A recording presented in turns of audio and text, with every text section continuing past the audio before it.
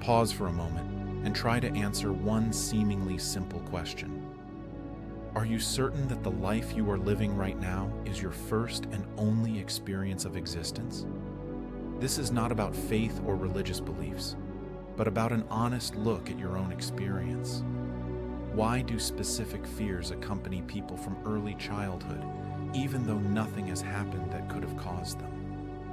Why do some people feel an unexplainable bond with places they have never visited before? Why can relationships between people become instantly intense, complex, or deeply familiar, as if they had a more extended history than a single lifetime would allow? For a long time, such questions were pushed into the realm of fantasy, spirituality, or ignored.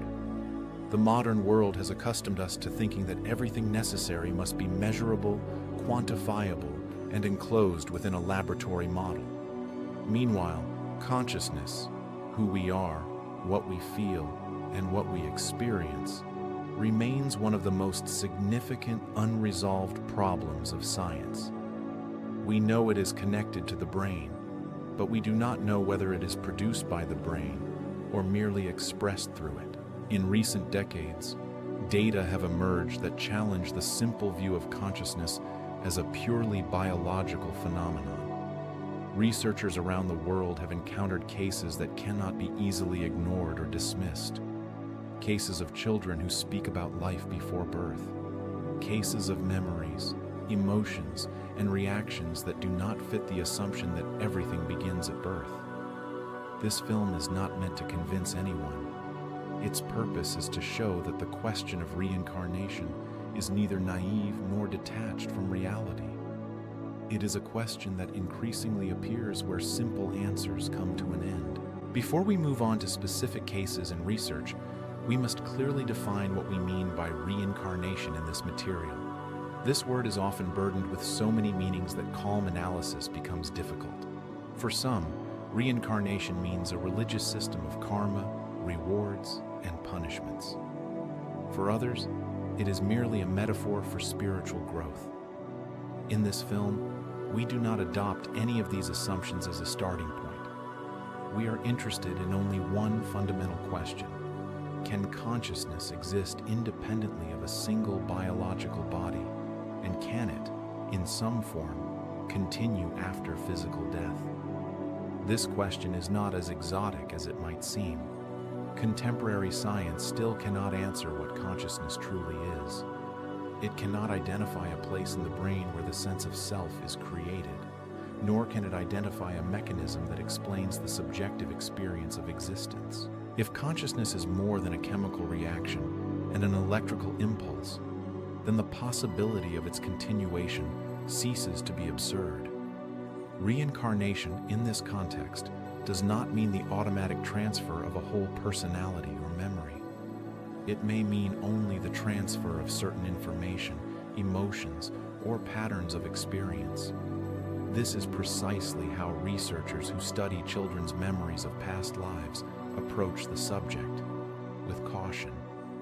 We do not assume in advance that reincarnation exists, but we also do not believe that it is impossible. Instead, we examine the data and consider which hypothesis best explains the observed phenomena.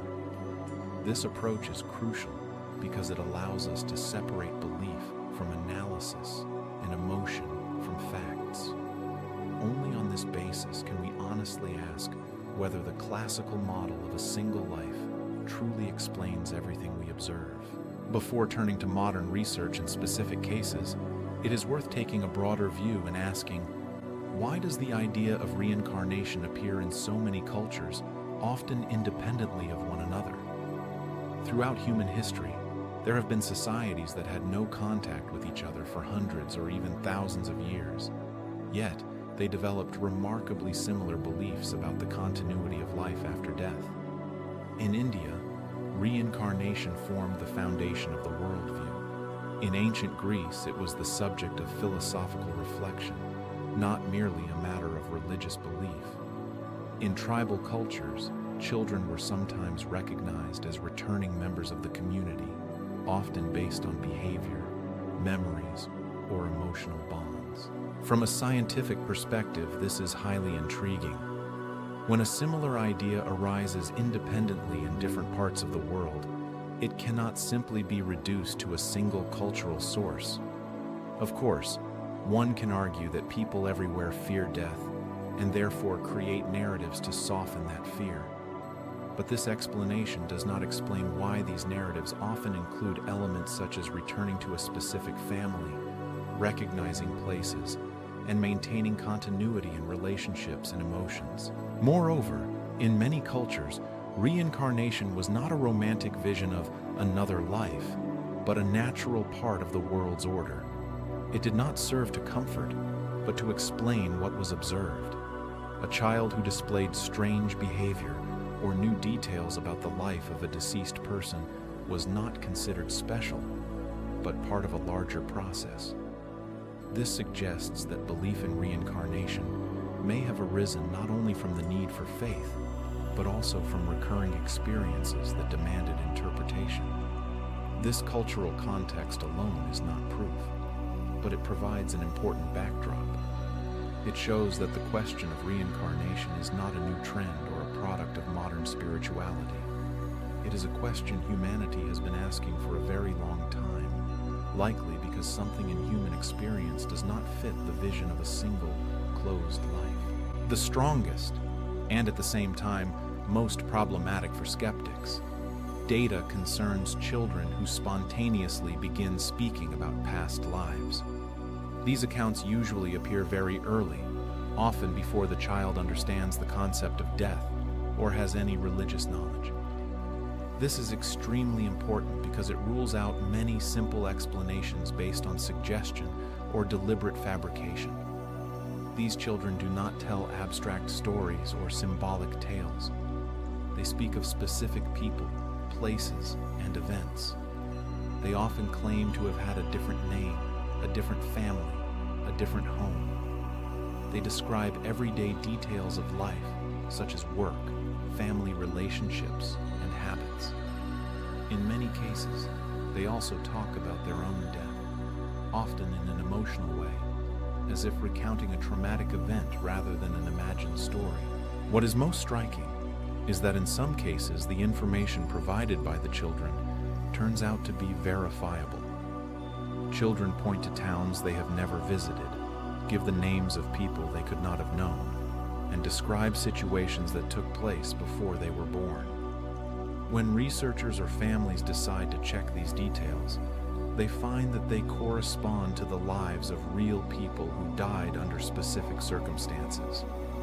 An essential aspect of these accounts is their emotional nature. Children often respond with strong feelings to memories of a previous life. They long for an other family, react with fear or sadness to specific situations, and sometimes show a strong need to return to a place they consider their former home. This does not resemble play or fantasy. It more closely resembles fragmented memory that has appeared for reasons that are not yet understood. It is precisely this combination of spontaneity, detail, and emotional depth that has made cases of children remembering past lives a central focus of reincarnation research. And these cases are the most difficult to explain within the classical model, which holds that consciousness begins only at birth. As the number of reports by children of past lives grew, a crucial question emerged. Can this phenomenon be studied systematically and scientifically? One of the key figures in this field was Dr. Ian Stevenson, a psychiatrist and professor at the University of Virginia. His approach differed significantly from popular spiritual narratives. He was not interested in confirming any ideology. He was interested in one thing only: whether empirical data existed that could not be explained using standard psychological models. For more than 40 years, Stevenson and his colleagues documented cases from around the world. They did not limit themselves to a single culture or religious tradition. They collected reports from children in India, Southeast Asia, Africa, North America, and Europe. Each case was analyzed according to a similar framework. Researchers examined when the child first began speaking about a past life, under what circumstances it occurred, whether the family had prior knowledge of the details, and whether there was any possibility that information had been unconsciously transferred. Attention was paid to cases in which the child provided details that could be independently verified. Researchers contacted the families of deceased individuals, compared accounts, checked documents, and interviewed witnesses. In many situations, the child's descriptions matched the facts, even though there was no logical way the child could have known them. Moreover, children often reacted emotionally to places and people connected to their previous life before anyone confirmed their identity. Over time, an extensive database comprising thousands of cases was created, and it is precisely this scale that distinguishes these studies from isolated online stories. The more cases were analyzed, the clearer a recurring pattern became. These were not chaotic narratives, but a phenomenon with a distinct structure. For some researchers, it became clear that ignoring these data would contradict a fundamental principle of science, investigating what actually appears, even when it challenges prevailing theories. One of the most intriguing elements of reincarnation cases is the presence of strong emotional reactions and phobias that appear in children without any apparent cause in their current life. From the perspective of classical psychology, phobias are usually the result of traumatic experiences or learning through observation. Yet in many studied cases, children display intense fear of specific situations they have never encountered. Children fear water even though they have never had an accident. They react with panic to fire, weapons, or sharp objects, even though no one has frightened them with such things. What is particularly striking is that the nature of these fears often corresponds to the manner of death of the person the child claims to have been. If the previous life ended by drowning, an intense fear of water appears. If death was violent or involved aggression, the child reacts intensely to related stimuli. These emotional reactions are not superficial. Children do not merely fear certain situations, they experience them intensely, often with physical symptoms such as trembling, crying, or avoidance. Significantly, these phobias usually fade with age, along with the disappearance of past life memories. This suggests that they are connected to the same source of experience. From a scientific standpoint, this raises a fundamental question. Where does emotional memory come from if it has no source in current life experiences? If consciousness begins from zero at birth, there should be no experience that precedes biography, and yet observations suggest otherwise. For many researchers, it is precisely this aspect, emotions and reactions that appear without a history, that constitutes one of the strongest arguments that something more than fantasy or suggestion is at play. One of the most controversial yet influential aspects of reincarnation research involves cases of children born with birthmarks, scars, or congenital defects corresponding to injuries that allegedly caused the death of a person in a previous life. This area of research evokes strong reactions because it touches the boundary between psychology and biology, between consciousness and the body. In many documented cases, children were born with marks in particular locations: the chest, head, neck, or limbs.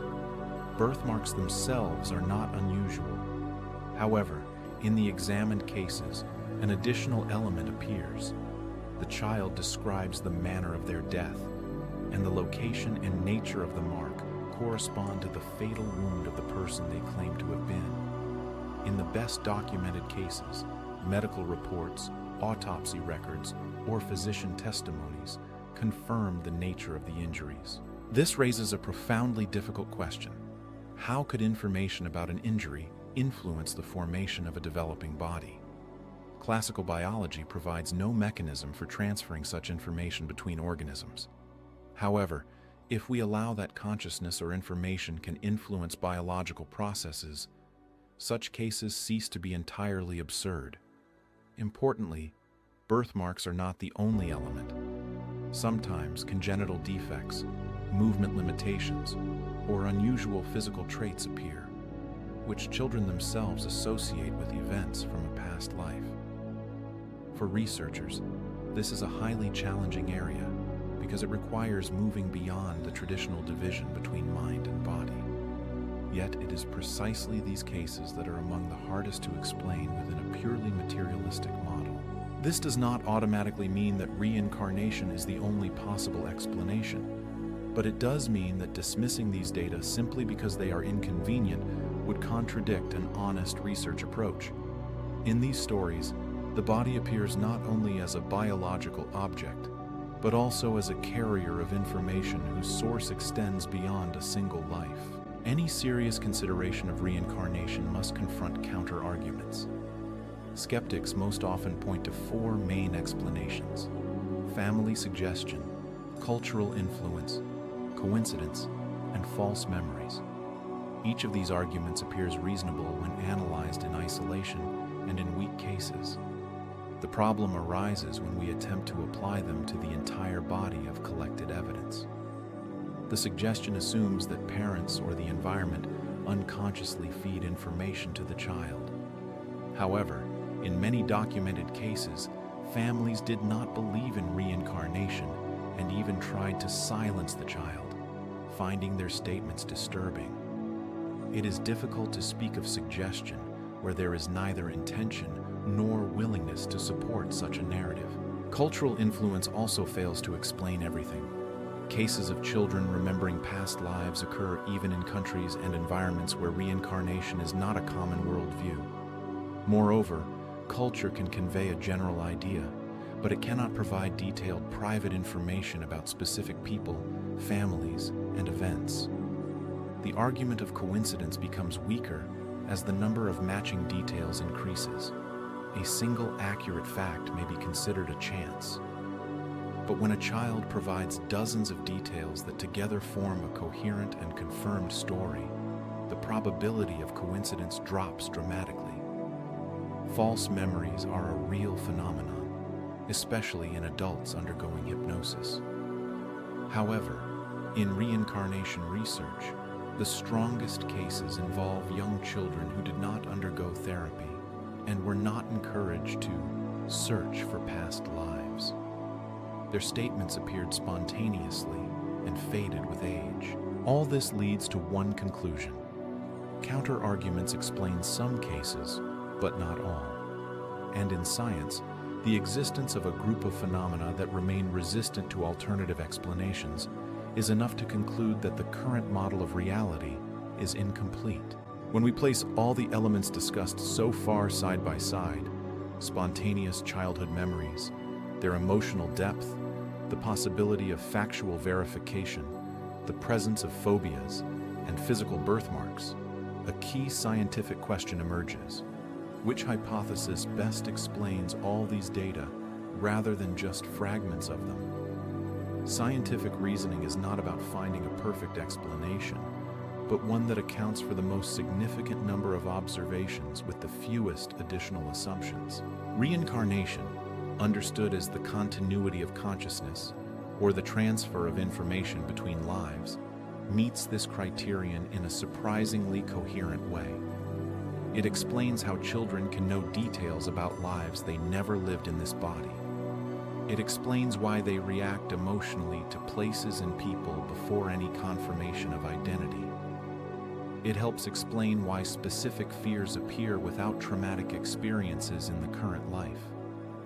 And it also offers a framework for understanding why the body sometimes bears traces of events that, according to the classical model, should have no connection to it. Alternative explanations, such as suggestion, coincidence, or cultural influence, require multiplying assumptions. To sustain them, one must assume that many independent factors converge at a single moment in an almost perfect way. Reincarnation as a hypothesis does not require such constructions. It simply assumes that consciousness is not confined to a single body or life. For some researchers, it is precisely this simplicity that constitutes its greatest strength. This does not mean that reincarnation has been proven in a strict sense. It does, however, mean that, given our current state of knowledge, It remains the most coherent and economical explanation for phenomena that continue to elude classical models. In the history of science, hypotheses initially regarded as controversial have often been accepted only when research tools matured. Perhaps the same is happening today with reincarnation and consciousness studies. Considering reincarnation is not merely an intellectual exercise. For many people, it has very real consequences for how they experience life. If we allow the possibility that consciousness lasts longer than a single lifetime, our approach to death, the meaning of experiences, and human relationships fundamentally changes. Death ceases to be an absolute end and becomes a transition, a moment of change rather than annihilation. From this perspective, many experiences that appear random or unjust in a single lifetime may take on deeper meaning. Complicated relationships, recurring patterns, intense emotions, or unexplained talents can be seen as elements of a longer process of consciousness development.